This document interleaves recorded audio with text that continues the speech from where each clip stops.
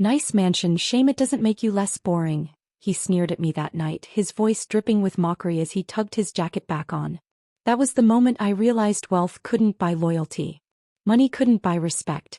And love, if that's what I thought this was nothing but a mask someone like him wore when the lights were on. Hi everyone, my name is Marielle Vaughn, I'm 33 years old. And sometimes I wonder, what's more humiliating, being betrayed in silence or letting the whole world witness your downfall? The clock read 2:07 a.m. when I caught him tiptoeing through the marble hallway, shoes in hand like a teenager sneaking past his parents. Except this wasn't a child's prank. This was my partner, the man who swore to build empires with me, walking out of the empire I built alone. Where are you going? I asked, though my voice betrayed none of the storm inside. He turned, his face half lit by the gold chandelier above the foyer. His lips twisted into a smirk. You're not my owner, Marielle. I'll come back when I feel like it. And then he vanished into the night, leaving the echo of that cruelty behind. I didn't cry. Didn't scream. My body froze like stone against the glass doors as his car disappeared down the driveway. The silence of the mansion wrapped around me, mocking me louder than his words ever could. For 3 days I wandered through those gilded halls like a ghost.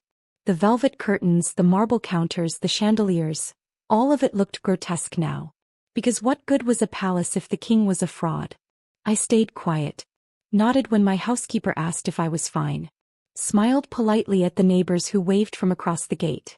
I played the part. But inside a storm brewed, silent, calculated, merciless.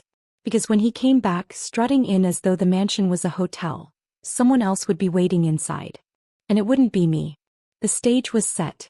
The betrayal was no longer his. It was about to be mine. The heavy oak doors groaned open at midnight, their echo crawling down the empty halls. He stepped inside like he owned the air, keys jangling, the scent of whiskey following him. He paused, smirk tugging at his lips as if expecting me to come running down the staircase in silk, begging for an explanation. But the silence pressed in tighter than ever, the kind that makes you doubt your own presence. He dropped his bag on the console table. His voice sliced the air. Marielle, you still sulking?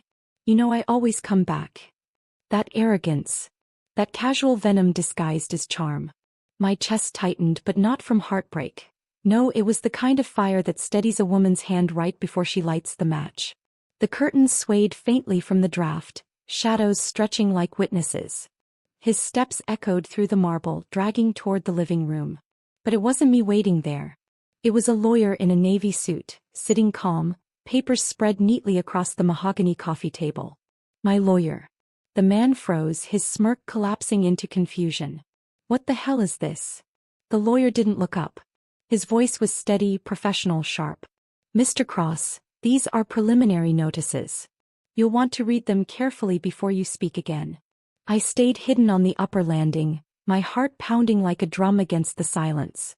Watching him fumble, watching the certainty drain from his posture, it was the first taste of control I'd felt in months. He cursed, flipping through the papers, his hands trembling slightly despite his swagger. What is this nonsense? Freezing assets? Power of attorney revoked? You can't. But I could. Every signature, every locked account, every sealed door. It was already done. My empire was mine again and he was just a trespasser walking through it. The air tightened.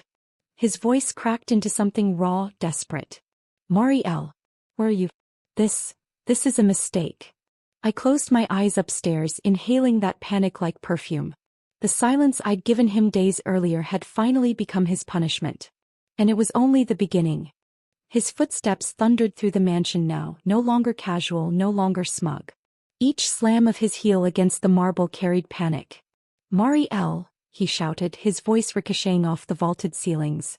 You can't just, what is this? Are you hiding from me now? I stayed upstairs, leaning against the railing, the shadows cloaking me. For once I wasn't the one hiding. The lawyer remained seated downstairs, calm as stone, his briefcase still open. Mr. Cross, he said, not even raising his eyes, everything filed here is legal. My client no longer wishes to support you financially. Consider this a professional severance. Professional severance? He barked, incredulous. His face was red, jaw twitching. You can't cut me out like some intern. I built this life too. No, the lawyer interrupted, finally lifting his gaze, steady and sharp. She built it. You spent it. His words cut deeper than I expected. For a moment, silence filled the room again. Except this time, it wasn't the quiet of wealth or emptiness. It was the silence of truth sinking its teeth in. I watched him falter, shoulders stiffening, pride clawing to keep control. He turned his eyes upward, scanning the second-floor balcony until his gaze met mine. For a second the mask dropped. Fear flickered. There you are, he said, softer, almost pleading. Mariel, don't do this. You need me. We need each other. I didn't move. Didn't blink. My voice, when it finally came, was ice. Need you? You walked out at 2 a.m. and told me I didn't own you. Now you're standing in my house, clutching papers that remind you, you don't own me either. He stumbled back, words catching in his throat. His charm was gone. His arrogance was cracking like thin glass under too much weight. And watching it shatter was intoxicating. Because this wasn't just about betrayal anymore. This was about reclaiming power he thought I'd never use. And deep inside I knew, I hadn't even touched the sharpest blade yet. He staggered toward the staircase, one hand gripping the railing, the other still clutching the lawyer's papers like they might dissolve if he held them tight enough. Mario, listen, baby, I was angry that night. I didn't mean what I said. You know me, I get reckless. His voice cracked between charm and desperation, a man trying on masks that no longer fit.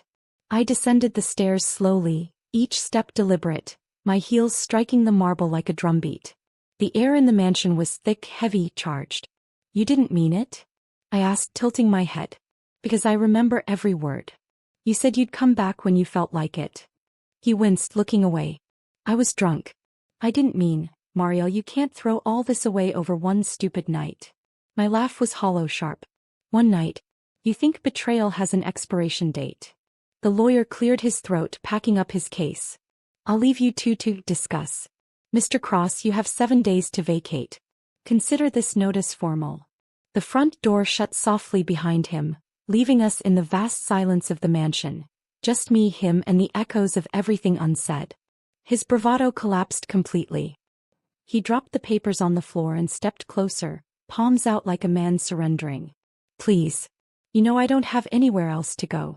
I need this house, Mariel. I need you. The irony burned sweet in my chest. He had walked out freely, leaving me hollow at 2 a.m., and now he was the one clawing for entry into a place that no longer wanted him.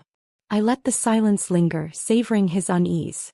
Then I whispered, calm, almost tender. You need me? Then why did you treat me like an option? He froze. His lips parted, but no words came. That's when it hit him. This wasn't a fight he could win with apologies. His empire had been an illusion, one I allowed him to live in.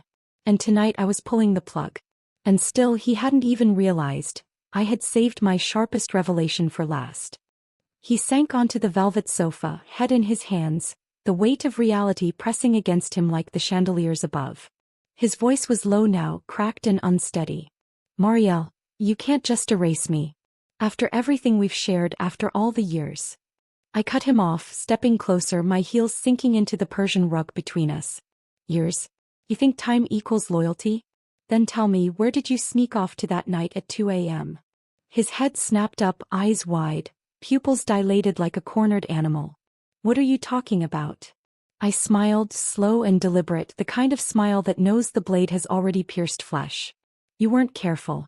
Do you think I didn't notice the perfume that wasn't mine? The lipstick stain on your shirt collar? Or the camera I installed in the garage weeks ago? His face drained of color. For the first time he wasn't just afraid of losing money, he was afraid of being exposed.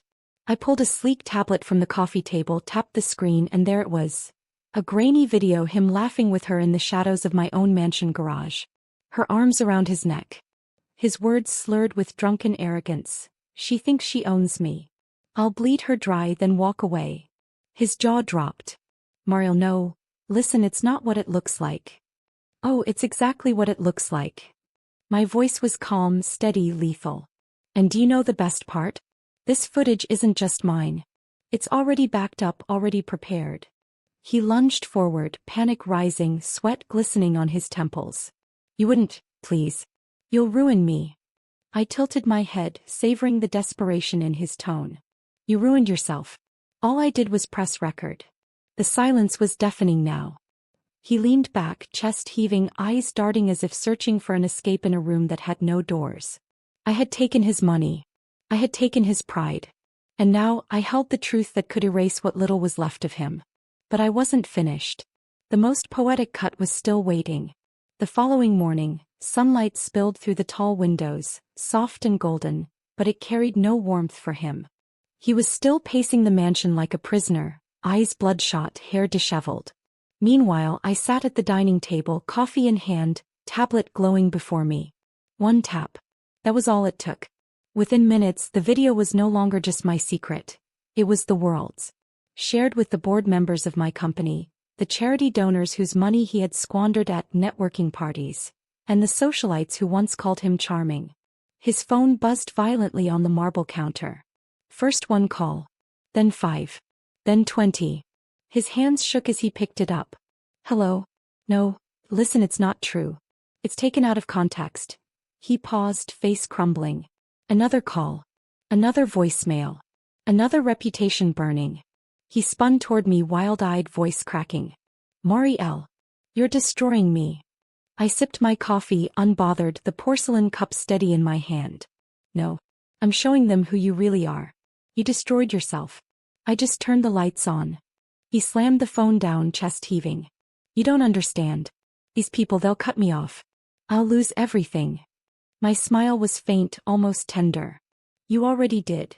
Outside the gates, photographers began to gather, tipped off by whispers spreading like wildfire. Cameras flashed through the iron bars, voices shouting his name, demanding answers. He staggered to the window, pulling the curtains shut like a man trying to stop a flood with his bare hands. The walls of the mansion no longer protected him. They trapped him. And for the first time he truly understood. The empire he thought was his had always belonged to me. The moment he betrayed me, it slipped through his fingers like sand. So I wasn't done. Because poetic justice is never about one strike. It's about patience.